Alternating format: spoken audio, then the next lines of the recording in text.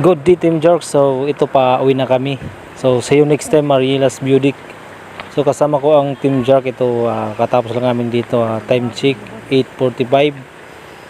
So ito pa, palabas na kami ng Marilas Budik. So solid ang entrance na 30 pesos kasi ang ganda sa taas.